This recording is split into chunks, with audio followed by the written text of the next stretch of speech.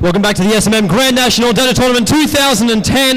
Myself, Tobi Kenobi here, joined by the beautiful Kelly Milkies. We just had her before, interviewing the man from the moment 2009.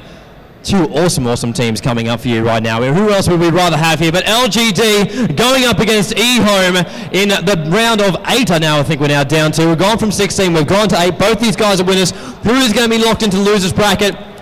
Nobody knows. Like, literally nobody knows. That's why we're actually here to find out. Let's jump ourselves right into the game right now, and we're already into the bans and picks. Of course, Kelly, run us through what we've got so far. First two bans from LGD is the Doombringer and the SF. Ehome has decided to ban the Bat Rider and the Beastmaster. Well, it's pretty standard ban at the moment, but you do see that they did take out the SF early on. That means no spectacular SF play for us. But, well, just now during the interview, some of you guys didn't know what we were talking about. We were asking 09, Ling Jiu. He is one of the players of LGD. Yes, his name is on purpose. Even before that, that was his nickname. Basically, what he said was that Ehome is going to be their toughest matchup yet. Not only for this game, even though they're confident, not even for this game, but for the whole tournament. Ehome is going to be their greatest opponent. Both of them are from China. Both of them need these. But if they lose this, they're going to drop down to the loser bracket. And then they have a long way to go before they can come back up to the grand finals, because the loser brackets you have to play more game. That means you have to show more of your strategies. LGD is confident, but still they do feel Ehome is going to be the hardest game they're going to play in the whole tournament. Oh, definitely. Like, these two teams, I don't think we're really going to find much better here at SMM, because we will be proved wrong as we go through the winners bracket as well as losers bracket games. We do have more matches for you as well tonight. This is literally the icing on the cake for what we've got. There'll be another 2 matches coming out for all the big people on the streams out there. Big shout out there to Own3D TV as well. It's actually streaming us out at the moment, and even now SMM with so many listeners is classed as the best thing to watch on Own3D TV right now. Third ban for LGD is the Sila ban. Ehome has decided to ban Broodmother. Definitely seeing Windrunner up for first pick, right? Yeah, because Broodmother is just one of those heroes you never ever want to go up against, and has been removed. It's weird though that Broodmother's actually gotten to the second stage of banning almost, I think, 3-4 times up on the main stage today. It's been quite weird. Vengeful Spirit, first pick here for Ehome, so we have a little bit of the piece of the pie of what we're actually going to get from this match. Yeah, they've decided that a VS is going to be more important than Windrunner to them, so it'll be really interesting to see what carry they pick. You know, both teams going to come up with solid carries. We're going to see a really amazing play, one of the best matches we are going to cast. Of course, we have casted like around 3 games of LGTY. Every game, they never fail to show perfect teamwork. Windrunner up, first pick from LGD, watching and waiting for their second pick. Alchemist is their second pick. I love it. Windrunner and Alchemist coming up here for LGD. A3O is their captain for this one, and he's well, he's at least the drafter for this one. So Alchemist, one of those heroes, missing the ban pool this time around. That's what happens when you have to throw in people like Bear, or when you throw in Beastmaster as well. Actually, that is rather ironic. It's A3O versus A2O. So he's got like 10 points pinned on him. I think they're probably like ex-teammates. Yeah, it's really probable since both of them are from China. Second pick for Ehome is the Visage. First time we've been casting a game with Visage, right? Definitely. Like, Visage has been like one of the first 3 bans that's come in every single time. What a match for him to actually appear. Oh my god, they got Visage, Morphling, and the VS. Yeah, like you said, every hero that fails to be banned, that escapes a ban for first three picks, those are the few heroes that definitely will be picked for the first 3 picks. This is going to get very nasty for LGD. Like, you look at that lineup right now, it's been the standard. This is what we've seen so much throughout the entire tournament. You throw in an Alchemist, you throw in a Windrunner. We've seen Alchemist go support up on the top lane for the Sentinel. We've seen him go solo in the middle lane. Windrunner, great verse you got up against a tri-lane, only shut down once on the main stage here. Now you jump over to Ehome, Visage completely unseen. Morphling, seen, carried a little bit, but not as strong as he used to be. So Ehome really going to work with him as well. Vengeful Spirit, fantastic for the initiation for the swap. Look to see that come out. CM, though, I think for me has really been one of the great support heroes we've also seen. Just for the balls we're seeing from a lot of the CMs to go out, throw down the stun, throw down the frost, and not be afraid to actually get in the battle here, Kelly. Yeah, the next 2 picks for Ehome is definitely going to be support heroes, since they already have both their carries up being picked. But we would still see one more carry from LGD. Yeah, we've got to see a couple more. Like Windrunner and Alchemist, they're good. Alchemist, though, like, I like to see him actually move back into a support and let LGD open their lineup a little bit more, just in case one of the carries has a bad time. Have those extra options. Obviously, you're going up against Visage. You need the options. You need massive options. Yeah, Pangna will probably be banned next from LGD, because if they have the Visage, you know, together with the Pangna, that's going to be really painful, because the pushing power is so great. Yeah. It definitely is. Like, you look at their lineup and like there is nowhere to really stop it at the moment. We are in the band stage now. Ehome really picking in. We actually see the guys us all huddled together around the moment. This is a big team decision. Who are we taking out? Who are we going with? But you look over to the LGD side of the bench. It's casual conversation. They're not too stressed. It's like, we're okay. Nothing to really worry about. Ehome, they got to come up with their bands. The bands actually is really thinking hard about this one. It's like, LGD, what are they trying to go? And how does Ehome really block them? Obviously, Visage, one of those big heroes you really want to try and lock out in the place. They're going to take out Enigma. So that's pretty surprising because I thought they were going to pick Enigma. Oh, look at the straight back. That's a respect ban right there. LGD have removed Lion. They know X is on the Straight away, Lion. Straight away. Without even thinking. They know Lion's going to be really hurtful towards them. Yeah. You got X in your side.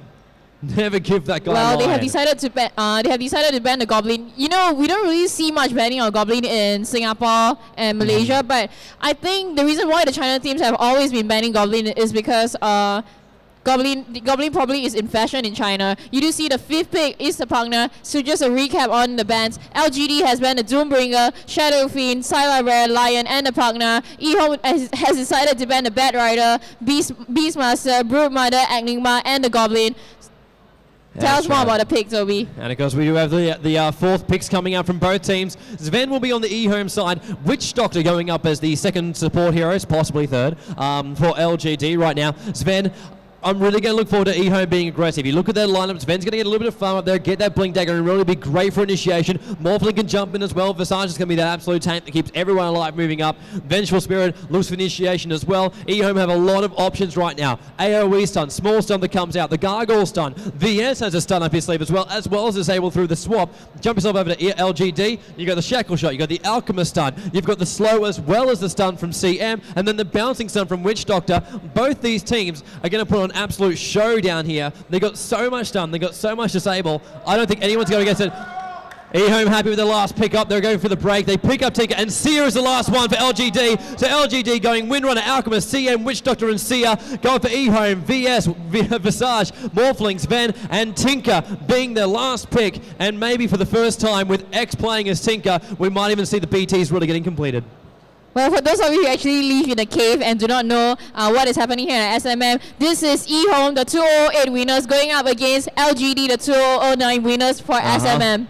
That's right, you don't get it any better than this. And of course, if you watch the DOTA scene of late as well, you will know these two teams are always fighting it out to actually represent China in the big international competitions. This is literally the time. You're at a LAN event. Who's going to fight for the honor right now? Ehome, will it be you? LGD, will it be you? How are they going to roll out? We're about to find out. We've got 43 seconds before the creep wave will actually spawn out. And then, Kelly, we get our lanes revealed. I'm just waiting for the tri lanes, if any, because that is going to be like an action-packed lane. If they happen to do like 3 on the top lane and then Sentinel goes like 3 on the bottom lane or whichever way, that is going to be a lot of action because there's going to be so much pressure. Actually, I'm really worried about the moment with Darkseer. Now, Darkseer, whenever he's picked on the Sentinel side, he does like to actually like grab up his shield, get himself up there, throw him in between the tier 1 and tier 2 towers, and basically tank the wave until he basically destroys that tier 2 or tier 1 tower on the top lane for the Scourge. Have to see if he does it this time around. It's going to be a lot harder. Ehome are not going to give him the space to actually do so, and you know there's still a lot of stun, there's a lot of disable. He can't just sit there and do it anymore. How is he going to play? Is he going to go face to face with the top lane or bottom lane or wherever else he's about to go? We've gone to the 0 mark. The creeps are going to spawn out. They're going to move out. Rune control will start, and hopefully, Kelly, our lanes will be exposed. There's been no early confrontation, so no try versus try, no single versus single. Everyone's been quite happy to sit in their own parts of the world. Well, that's right, and you do see that the Darkseer has immediately got his shell up, playing like how X used to play. This is exactly what I was expecting. I'm wondering if Morphling is even going to worry about this one. If he's actually going to go towards the tower. He's got enough tangos. He's got enough Slavs to survive it. So there's that top battle. Going to start off on Tinker in the middle. So let's talk about lanes. In the middle lane, we do have Alchemist going up against Tinker. At the bottom lane, we have Windrunner, Witch Doctor, and CM going up against the RK, and the VSage with the DD, and the VS. At the top lane, of course, is the Morphling going up against the Darkseer with the Shell. Yeah, he loves his play. And of course, Morphling actually did the smartest thing he could have done too. Attacks him down a little bit. Darkseer can't stand there for as long as he wants to now. You have to pop up those Slavs, use the consumables a little bit faster. Morphling will still free farm whenever he wants to. In fact, now he's going to actually have a crack now. Will there be a wave? Then Sia realize he is gets well in over his depth, surges himself straight back out there with the level 2, so he should be okay. But even then, it's just like, well, Morphling goes back into the lane, and Sia jumps himself straight back up again. It's cat and mouse on the top lane. Do you remember what hero used to do that? It was the X. Every time someone pick X, they're going to do that. It's classic Dota. Let's have a look at the tri-lane on the bottom 2. We've got Visage, VS, and Sven. There's the double stun as well as the DPS going to come out from that one. You have a triple stun on the bottom lane, though, between the CM as well as the Frost when she pops up level 2. Shackle shot from Windrunner, and then the bouncing stun from Wish Doctor, which can be classed as multiple ones as well. So keep your eyes very, very closely on that lane. S staying so close, and all the heroes are harassing. CM's is having a great old time. There goes the Frost. They were thinking about throwing the stun down there on the Windrunner to try and bring it down, but still Healing Slash, just tag team going out, and I wonder how long this Sia Morphling going. Look at Sia, the surging himself back out. He can see Morphling moving back from that tower and knows that Morphling wants the kill. Well, at the bottom lane, we do have like 1 AoE stunner and 1 direct stunner going up against 3 stunners. So anyone that gets caught, the support must come really fast. They need to have really good teamwork. They can't hesitate. They need to follow up immediately. In the middle, Alchemist is just, spamming his stun onto the Tinker, trying to beat him in lane. Lane control is so important in every lane. Gonna see really interesting play on the top lane because, the Morphling is just gonna push, and then the Darkseid is just gonna try to go for Shell and just cut the creeps from behind. Because he won't win if he goes in like normal lane. Actually seeing the bottom lane being harassed down a little bit more. I'm more interested in the fact that Sia has now rejoined the battle now. Morphling's going to come up and walk very, very close to that Iron Shell. I'm wondering if Sia has finally said, you know what?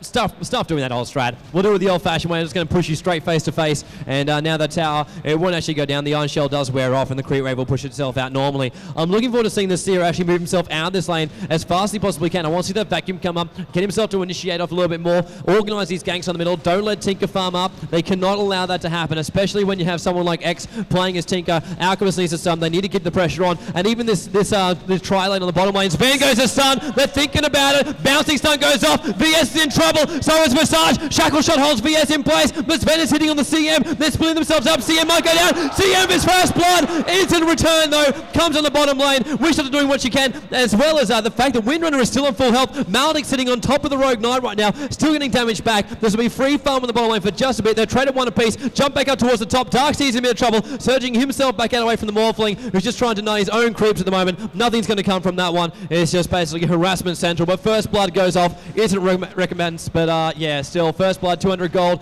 and we'll go for a quick save game here, just so we don't lose anything. If you guys could catch a game earlier, you could see what heroes did they actually choose to stun in the engagement. I mean, there's 3 people there. You need to know who to stun. What is important for your hero? The CM put herself in a position at the right side, where she was trying to just poke at the other guys, and she was trying to bait the stun for the Windrunner.